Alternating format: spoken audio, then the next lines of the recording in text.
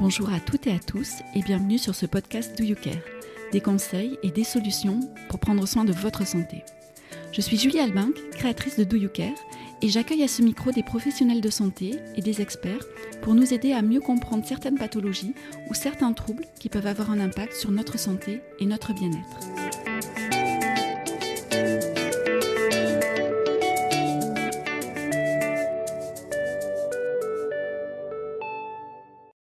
Le sommeil est un élément clé de notre santé et de notre bien-être au quotidien. Un manque de sommeil ou un sommeil de mauvaise qualité aura à court terme des effets désagréables sur notre humeur, mais sur le long terme, cela pourra avoir des impacts sérieux, voire graves, sur notre santé.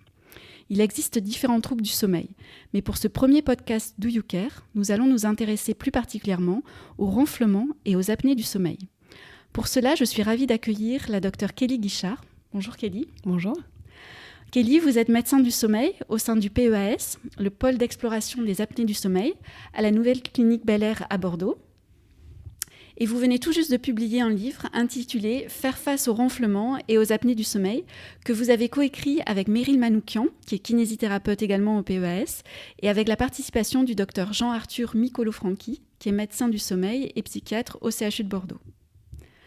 Alors avant de rentrer vraiment dans les sujets du ronflement et des apnées du sommeil qu'on connaît d'ailleurs plus ou moins, autant les ronflements on voit tous un petit peu de quoi il s'agit, autant les apnées du sommeil c'est un trouble un peu plus méconnu. Je voudrais qu'on présente votre livre que je trouve assez original sur la forme et peut-être un petit peu atypique finalement pour un sujet médical. Je l'ai là à côté de moi. Est-ce que vous pouvez déjà nous dire à qui s'adresse ce livre? Pour qui vous l'avez écrit? Alors oui, c'était un projet en effet coécrit avec Meryl Manoukian qu'on a voulu qu'il s'adresse aux personnes qui souhaitent avoir de l'information sur leur ronflement et sur leurs apnées du sommeil. Et surtout, quel que soit l'âge du lecteur et quel que soit le sexe du lecteur, qui s'adresse vraiment à tout le monde. D'accord, donc le but c'est vraiment d'informer, d'expliquer, de rassurer, j'imagine, les patients et le grand public sur ces thématiques du sommeil. Voilà, l'objectif ça va être vraiment d'expliquer, de donner de l'information la plus claire possible, la plus adaptée à chacun et très illustrée. On va trouver des chapitres donc, qui délivrent de l'information, sur les mécanismes des ronflements et des apnées du sommeil, également sur les conséquences de ces troubles, et des chapitres un peu plus d'action où, par l'intermédiaire d'évaluation, les gens vont pouvoir trouver des astuces ou des choses à mettre en place par eux-mêmes pour pouvoir lutter contre cette problématique. D'accord. Alors effectivement, sur la forme, c'est vrai que c'est un livre, je dois dire, très agréable à lire, qui est très joliment illustré. On est sur des couleurs bleues un peu pastel, donc on est vraiment dans la thématique du sommeil.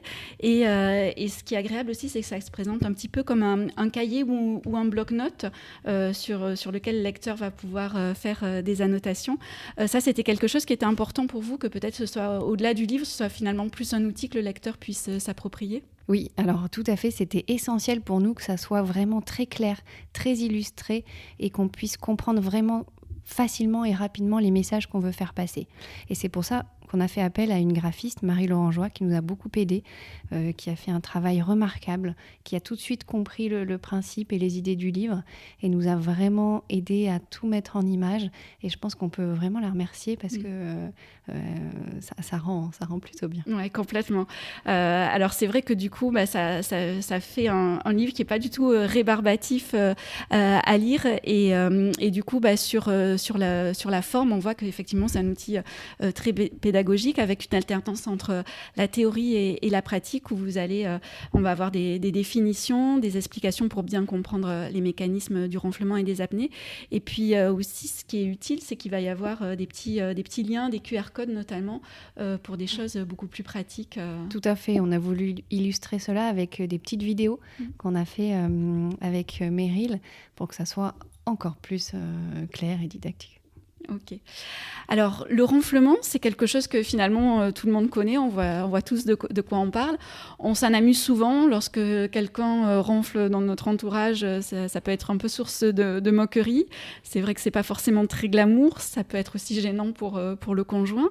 Mais finalement, est-ce que c'est grave de ronfler? Est-ce que si on s'aperçoit qu'on ronfle ou que son conjoint ronfle, est-ce qu'il faut s'en inquiéter? Alors, c'est une bonne question.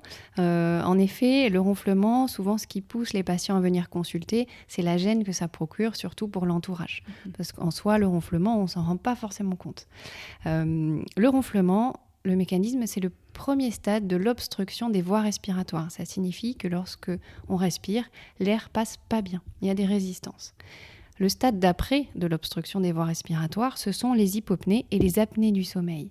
Donc en fait, le ronflement, ça peut être perçu comme un premier symptôme, un premier signe qu'il se passe quelque chose, qu'il y a des résistances des voies respiratoires et qui devrait alerter sur est-ce qu'il n'y a pas plus loin une présence d'apnée du sommeil. D'accord. Et au final, soit on peut être ronfleur simple et on n'a pas d'apnée du sommeil associée, soit on est ronfleur compliqué d'apnée du sommeil et c'est à ce moment-là qu'on va rechercher plus loin le syndrome d'apnée du sommeil. D'accord, donc à voir effectivement si c'est quelque chose qu'il faut un petit peu investiguer et voir si ça peut annoncer un syndrome d'apnée du sommeil. Quels sont les signes qui doivent alerter enfin, déjà, en quoi ça consiste ce syndrome d'apnée du sommeil? Comment ça fonctionne? Alors, on parle de syndrome d'apnée du sommeil quand ces obstructions sont répétées plusieurs fois au cours de la nuit et entraînent des conséquences. Puisque l'obstruction va entraîner un micro-éveil, ce qui va fragmenter le sommeil, et une baisse d'oxygène dans le sang. Et ça va avoir des conséquences. Et ce sont les symptômes que l'on recherche, nous, en consultation. D'accord. On va rechercher les symptômes, on va avoir des symptômes de jour et des symptômes de nuit. La nuit, on va ressentir parfois des épisodes un peu de réveil brutaux avec des suffocations ou la toux lorsqu'on se réveille d'une apnée. On peut avoir le fait d'aller souvent uriner la nuit, peut être lié aux apnées du sommeil, ou des sueurs nocturnes, de transpirer la nuit. Et la journée, on va pouvoir ressentir des petits maux de tête le matin au réveil.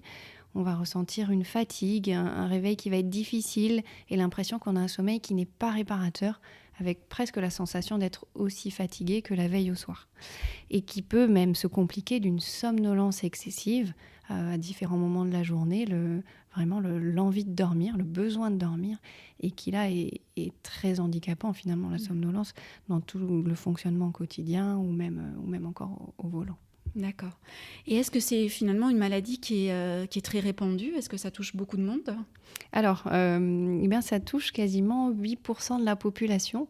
Tout le monde n'est pas encore dépisté, mais ça commence à être une maladie qu'on peut qualifier de fréquente. D'accord.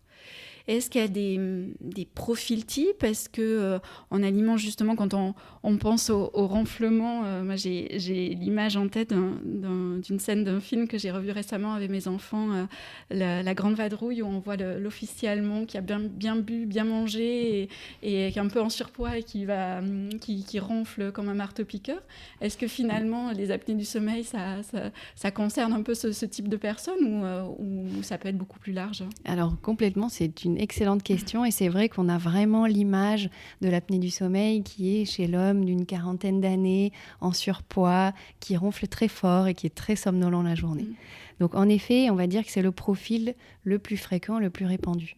Mais pas que. On retrouve aussi les apnées du sommeil chez les femmes, et notamment avec un petit pic de fréquence après la ménopause, avec une légère prise de poids qu'il peut y avoir, ou même un relâchement des tissus à ce moment-là. Mais on le retrouve aussi chez des plus jeunes sans surpoids, sans forcément de somnolence excessive, mais qui présentent des ronflements et qui, à ce moment-là, cette obstruction respiratoire va être plutôt liée à un problème de morphologie. Par exemple d'une mandibule un peu reculée, ou alors une morphologie avec un nez bouché, quand on respire par la bouche, et quand on a un nez trop bouché, ça aussi, ça va favoriser les apnées du sommeil. Et c'est vrai que ces profils-là, chez les jeunes, c'est moins connu. Mais il faut quand même arriver à y penser. D'accord, c'est intéressant, effectivement. Alors, quelles conséquences peuvent avoir ces apnées sur la santé? Est-ce que ça peut entraîner des risques plus graves, outre le fait de mal dormir et de ronfler? Oui, alors je dirais qu'il y a deux types de conséquences. Moi, je dis qu'il y a les conséquences à long terme, donc d'ordre plutôt cardiovasculaire, où on sait que quand les apnées, donc vraiment dans le cas où les apnées sont très sévères, on ne parle pas des apnées modérées, mais les apnées très sévères, à long terme, il va y avoir un peu plus de risques d'infarctus, d'AVC ou de troubles du rythme cardiaque. Et c'est pas la même chose, mais si on est dans un contexte d'une personne qui a déjà d'autres facteurs de risque cardiovasculaire, qui est déjà en surpoids, qui a déjà de l'hypertension artérielle ou une hypercholestérolémie, rajouter les apnées par-dessus, ça rajoute un facteur de risque cardiovasculaire et le risque de déclencher des épisodes plus graves. Donc ça, il faut l'évaluer et on ne va pas avoir la même rapidité de traitement dans ce contexte que chez un jeune, par exemple, qui n'a pas ce contexte cardiovasculaire. Donc il y a ces conséquences cardiovasculaires à long terme et les conséquences à court et moyen terme, dont on en a déjà un petit peu parlé tout à l'heure, mais je dirais neurocognitives, de fatigue et de somnolence, mais qui sont finalement pas à négliger, puisque la somnolence, elle a un réel handicap dans le quotidien, dans le fonctionnement quotidien, autant dans l'activité professionnelle que dans les activités sociales, personnelles, et surtout la conduite. On en parle souvent, mais le grand risque, c'est la somnolence au volant. D'accord, effectivement. Est-ce qu'il y a d'autres facteurs aussi qui peuvent aggraver ou favoriser ces apnées ? Oui. Alors ça rejoint un petit peu les profils de tout à l'heure, mais il y a des facteurs, et c'est sur ces facteurs-là que d'ailleurs on va pouvoir jouer par la suite. Donc le poids. Le poids, c'est le principal facteur. Plus on prend du poids, plus la graisse, on va dire, se met aussi au niveau du cou et donc va participer à l'obstruction des voies respiratoires. Ensuite, il y a l'âge. Plus on prend de l'âge, plus on se ramollit.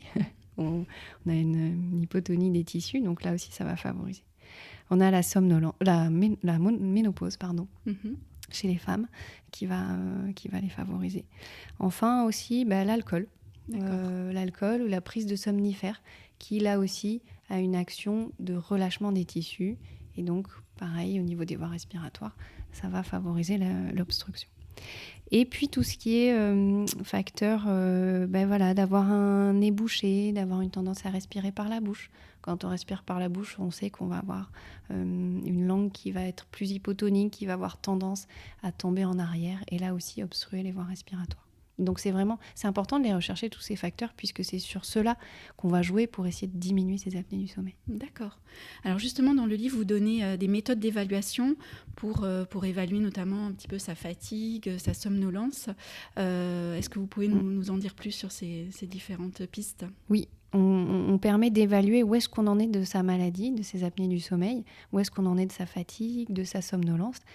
Ça permet de grader un seuil de sévérité. Quand on est très fatigué, somnolent, il va falloir rapidement faire quelque chose. Et on a mis dans le livre, on peut trouver des échelles et des scores pour essayer de grader un petit peu ce symptôme-là et de se situer. On évalue aussi le contexte, comme on le disait. On évalue, est-ce qu'on associe à tout ça, on a une hypertension artérielle, du cholestérol, enfin tout ce qui va permettre une prise en charge la plus adaptée possible. D'accord. Alors justement, quand on a des doutes ou des suspicions à partir de ces petites mesures, à qui on doit s'adresser ? On doit aller voir tout de suite son médecin généraliste ? Est-ce qu'il y a une spécialité en priorité ? Oui, le médecin traitant, il est essentiel. Je pense que c'est la première étape, lui en parler, lui parler des symptômes qu'on perçoit et qu'on ressent, pour qu'on puisse, ensuite, il puisse vous adresser vers un médecin du sommeil formé à toutes les pathologies du sommeil, qui va pouvoir confirmer le diagnostic, faire un enregistrement du sommeil, une polygraphie ou une polysomnographie, donc enregistrer les apnées du sommeil, les typer, savoir de quel type elles sont, savoir à quel degré de sévérité elles sont, pour pouvoir ensuite proposer un traitement qui soit le plus adapté possible. Donc en fonction de la sévérité et en fonction des facteurs favorisants et du contexte de la personne. D'accord. Alors justement, sur la partie traitement, quels sont les traitements qui existent et est-ce que finalement ils vont permettre de guérir ou simplement peut-être d'atténuer un petit peu les effets ? Oui, je dirais qu'il existe deux grands types de thérapeutiques. Il y a les thérapeutiques qui vont guérir et les thérapeutiques qui vont uniquement corriger. Ce sont les traitements les plus répandus et les plus efficaces, en fait, les traitements qui pallient et qui corrigent. Donc on a souvent on entend parler de la machine, la pression positive continue. En fait, on dort avec un masque la nuit. une machine qui envoie de l'air, une pression d'air. C'est un traitement mécanique qui permet une attelle pneumatique et qui empêche les voies respiratoires de s'obstruer. C'est la PPC. D'accord. On a aussi l'orthèse d'avancée mandibulaire, là aussi un traitement mécanique. En avançant légèrement la mandibule la nuit, ça permet de libérer les voies respiratoires et donc de ne plus faire d'apnée. Mais si on l'arrête, les apnées sont toujours là. Ça les corrige tant qu'on utilise ce traitement. Et on peut parler aussi des traitements qui guérissent l'apnée du sommeil. Donc ceux-ci, ils sont à appliquer en fonction des facteurs que l'on a qui favorisent nos apnées du sommeil. Si on a le facteur principal favorisant qui est le surpoids, et bien de perdre du poids, ça va pouvoir diminuer, voire faire disparaître les apnées du sommeil. D'accord. Ou si on est plus un profil qui a un nez bouché, une respiration par la bouche, le fait de rééduquer, de traiter ce nez ou certaines chirurgies spécifiques va pouvoir potentiellement diminuer, voire faire disparaître ces apnées du sommeil. D'accord. Et maintenant, sur la partie prise en charge justement des apnées, ce qui est intéressant dans votre livre, c'est que vous l'avez découpé en différents chapitres, dont l'intitulé commence justement par les verbes savoir ou agir, savoir pour faire face, agir pour faire face. Est-ce que c'est une façon à la fois d'expliquer et d'impliquer le patient dans sa maladie, de manière finalement qu'il subisse un peu moins le diagnostic et les traitements ? Oui, tout à fait. Nous, ce qu'on voulait, c'est pouvoir donner de l'information pour que la personne soit complètement acteur et maîtrise tout, connaisse sa maladie, ses mécanismes, ses facteurs, les différents traitements qui existent, parce que je pense que plus on a d'informations, plus on arrive à maîtriser sa problématique. Et ça s'appuie sur l'ETP, l'éducation thérapeutique. Et c'est vraiment donner de l'information à partir des connaissances qu'on a déjà, mais de l'information utile et adaptée pour pouvoir soi-même faire des choses par soi-même. Et donc, il y a des chapitres construits comme ça où on permet de s'auto-évaluer, où est-ce que j'en suis dans différents domaines, et de pouvoir ensuite réorienter pour trouver de l'information en fonction de ces réponses-là. D'accord. Et de donner aussi, délivrer des exercices adaptés et de permettre de s'auto-évaluer ensuite, après la réalisation des exercices, pour savoir où on en est. D'accord, oui, effectivement, vous avez plein de fiches sur j'agis sur mon poids, j'agis sur ma position pendant le sommeil, j'agis sur ma consommation de somnifères. Donc finalement, chacun va pouvoir aller puiser sur l'élément qui le concerne et adapter en fonction. C'est ça, une fiche presque par facteur favorisant en fait. Donc on va pouvoir travailler sur tel ou tel facteur. D'accord. Enfin, il y a un point aussi important dans cette prise en charge, c'est le côté pluridisciplinaire, le fait qu'il y ait une intervention de plusieurs professionnels de santé. Est-ce que vous pouvez justement nous expliquer un petit peu comment vous travaillez au sein du PEAS à la nouvelle clinique Bel-Air de Bordeaux ? Et alors, en effet, ça nous tient à cœur de transmettre ce message-là, c'est que pour nous, et c'est la formation en fait de médecins du sommeil, on est formé à prendre en charge le patient dans sa globalité. Et d'ailleurs, le sommeil touche plusieurs parties de l'organisme finalement. Donc on comprend la nécessité de devoir avoir un regard finalement multidisciplinaire.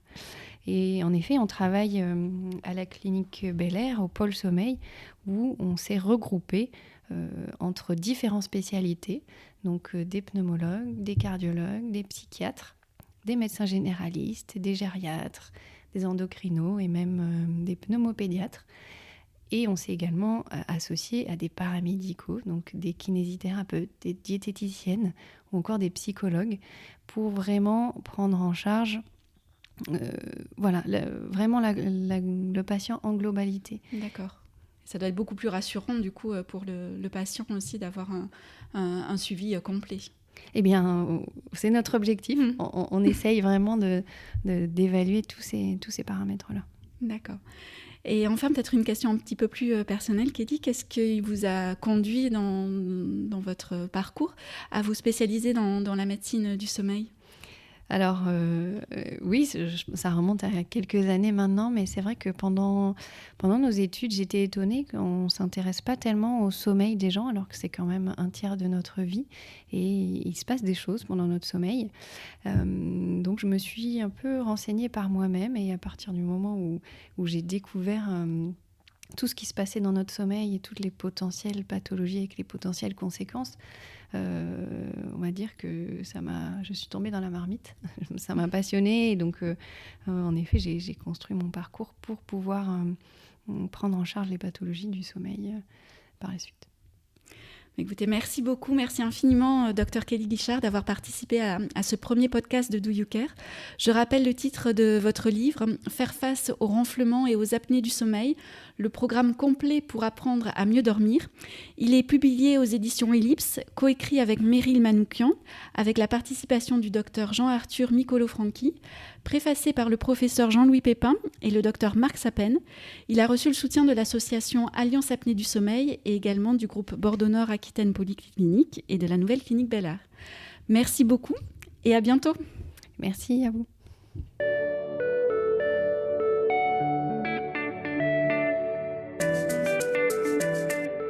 Merci à vous tous pour votre écoute. Si vous avez aimé ce podcast, n'hésitez pas à vous abonner sur votre plateforme préférée pour suivre les prochains épisodes.